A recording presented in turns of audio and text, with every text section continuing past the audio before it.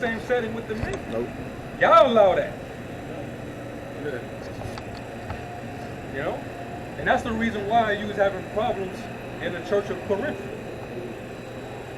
Paul had to address all that, man, because there was a lot of bullshit going on.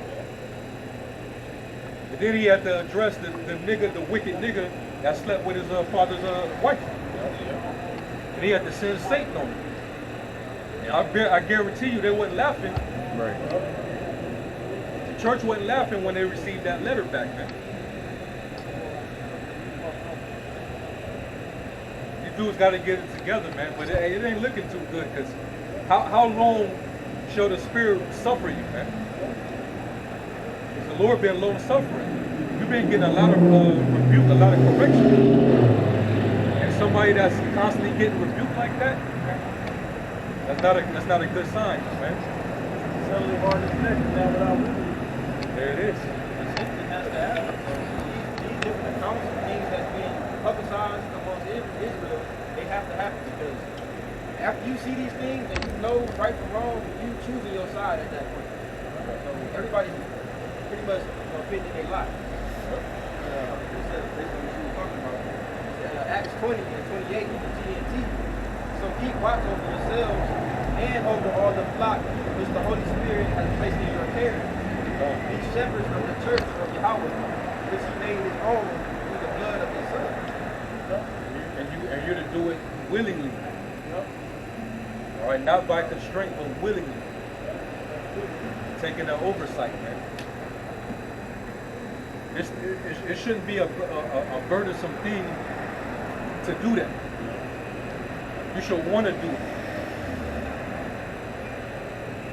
Because, hey, the Lord, he entrusted us with his gospel, man. And he put us in these positions. If you're going to half-ass do it, the Lord have no need for you. That's the truest lesson of this whole word, man. That the elect would do this because it's the right thing to do. It's in our spirit to have the discipline of doing it. Not because, oh, the law, if I don't do it, then I gotta do this. It shouldn't be like, dang, I wish I could be doing something else. It's because and that's when you look at these entertainers and these athletes and whatnot, they love to do the work that it takes to do the earthly stuff. You gotta love to do the spiritual stuff that it takes to get to salvation. Right. It should be in you to love to do it. Brothers love edifying, love finding new meanings of words, love connecting precepts, love coming up with another idea to do a video. And you know how we feel after we finish the video, brothers be like, man, I feel good. You know? You actually feel good. You know how you feel when you don't. And when you don't, you feel like shit. Hell yeah. If you don't, you know, be careful. One thing that plays in my head to this day that Brother Apostle Smart said, but then in quick period, he said we working for the King of the universe. Yeah. And like the scripture says, to whom much is given, so much be required. That's something that should keep you, diligent, keep you humble, but keep you diligent. Yeah, the scriptures talk about giving diligence to make the call of your election sure. Diligence really just isn't based off of the value of videos you put out. It's about what you put into the ministry overall. Right? How often are you communicating with your brothers? If brothers are having issues, you know, how willing are you to be able to take on that burden with that brother? Yeah, charity. Charity. Being an example. Exactly. You know, it's not just, you know, you putting up constant. I mean, that adds to it, but it's just overall. These things are pretty much a schoolmaster just to keep you on guideline of where your focus should be, keeping that eye seen. You know, you're not looking for occasions to go off and be of a natural worldly man. You're looking for occasions of where the spiritual man can always be present. You know, whether you're amongst brothers or you're amongst your family or just people at your job. That righteous man that you are in your spirit, that man is always looking for. I know the answer. You got a runny nose. Have you been eating this? Have you been doing this and that? Why don't you try this and that? That's the worldly man having an opportunity to come out and share the gospel with the Hebrews 10:23. Let us hold fast the profession of our faith without wavering, for he is faithful that promised. Now look up profession. That's the dictionary. It said the act of taking the vows of a religious community. It said an act of locally declaring or publicly claiming a belief, faith, or opinion. You look it down in the synonym, it says calling, employment, game, lay, line. You're working for the king of the universe. That's who your employer is. Occupation, trade, Occupied in prophecy. The word that this, If I might add, if you work for an employer, the employer, if there's a mistake being made, the employer is not going to just come down upon the employee that's making a mistake. He's going to also come down upon the manager that has the oversight over the employee. Yep. What are you doing to ensure that this doesn't happen? What are you, how are you training these employees? Are you spending time with, are you training them right? Are you watching over their procedures or what they're doing? Are they following the standard operating procedures? Okay. They're gonna come down upon those who have the oversight, the managers, operational manager, the floor facility manager, the different operations, the different positions. When something goes on within a company, he's going to come down upon everybody, and not just the employee that made that mistake. You know what I mean? Hey, like when sometimes like the elder apostles, they'll be watching and you don't even know that they're watching. Yeah, okay. And they'll hit a brother up, one of the camp heads, like, hey brother, you know that this brother, are you paying attention? Why that brother hairline up? You're like, damn, I didn't even catch that. Well, that's because they at the top and they're responsible from their position. Okay. Yeah. They're responsible. Scripture say the eyes of the Lord are in every place. Behold. The apostles, brothers, are like the eyes of the Lord, really. They see everything, because we know brothers in GMS, it's brothers that see everything. Like damn, I didn't know that, and then brother bring it out, and then 100 brothers do a lesson on it. They be on it, man. Yeah. They watch it. And guess what? If they detect something within our camp that we didn't catch, you better believe we gonna catch the heat. Yeah. They gonna get on our head for that. So it's so when it talks about being on fire and being diligent, everybody gotta thoroughly do their position. Everybody. And you got the oversight. You got to be on fire to watch. If your office is to be a healer, like you know for knowing herbs, you're good with basically you on the level of a physician. When brothers are sick, look out for brothers, man. That's your part of your calling. Basically, any gift that you have, you're supposed to do it to the utmost. Like the scripture saying in Ecclesiastes, whatever thou findest thy hand to do it with all thy might.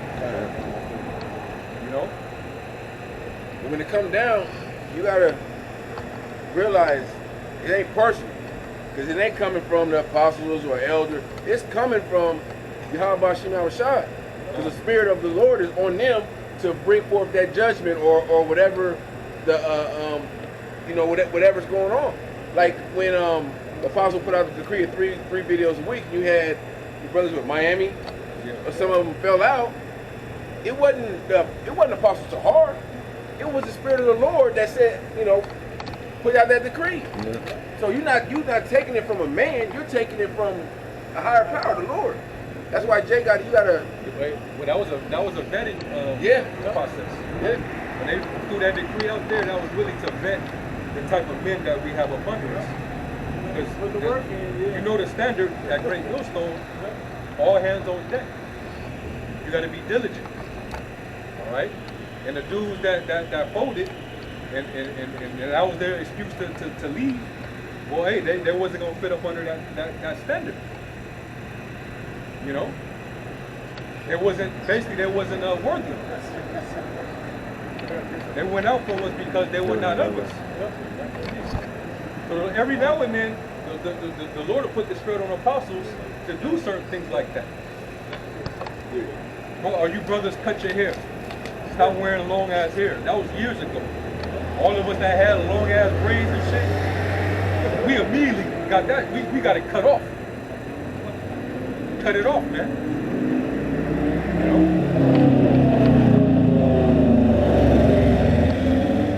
Hebrews 13 and 17. Obey them that have the rule over you, and submit yourselves, for they watch for your souls. And I want to speak you said it because the essence, I was going to say a moment ago, the essence of this thing is being your brother's teacher. That's what we wear these fringes in the quarter of blue for, to remind those that look upon you to, hey, make sure this brother's in line with the, he's within the boundaries, so to speak. When he's out of bounds, hey, bro, step over here, bro. You can touch your hair, you know, stop me. You know, you check what was in that. Just whatever that you may be within it, and it's not that I want you to not enjoy yourself, it's that I don't want you to be in judgment of hellfire. Right. You know? Like the apostles, like another thing, apostles are already saying for brothers to stay out of the clubs. The apostle ain't saying that just to be mean and be like, hey, y'all niggas, hey, you can't have fun. No, no. He's doing that to watch over your soul because he knows what goes on in the clubs. Who in there? All right? A lot of them women up in there, let's just say they got men at home. And they'll still be at the club with liquor in their system in your face. Yep. Willing, ready to, for whatever. The music that's played nowadays in the club, and they was listening to in the 70s and 80s and whatnot. Right. Different mantras and vibrations of this music now. So what do you think the music is pushing? It's all adultery in the music. Adultery, drug use, and murder, and being lascivious, man. All out of control. Yep. And profane, right? You dancing with a chick, she feeling you, but then she turn around and be like, yeah, my man ain't treating me. And you be like, what the f? Yeah. Just like that. Yeah. It can go down just like that. And you don't have control. And if you don't have any, exactly. You one of the brothers that can't contain themselves. Women might be one of your weaknesses. That's why you shouldn't even be in the club at all. But if me knowing, like for example, Apostle Paul, he spoke about being a stumbling block to your brother. Don't let this liberty of ours be a stumbling to the next brother. If I know that I can contain myself, but another brother, he has his trials with women, but because I'm looking at myself like, well, I know I'm gonna be all right, but I still encourage this brother, come on, let's just go. You know, don't worry about nothing. We're gonna have a good time. And then next thing you know, his brother, he already have a history with women, right? So you bring him over here where his temptation is at, because you only think concerned with yourself. And now you being a stumbling block, this brother can get into a situation. You know, whether he's dealing with a chick that got a man at home, or whether, who knows? You know, the brother get lined up with a chick that can fuck his life up. All because you want to go and party and being around a bunch of females, man.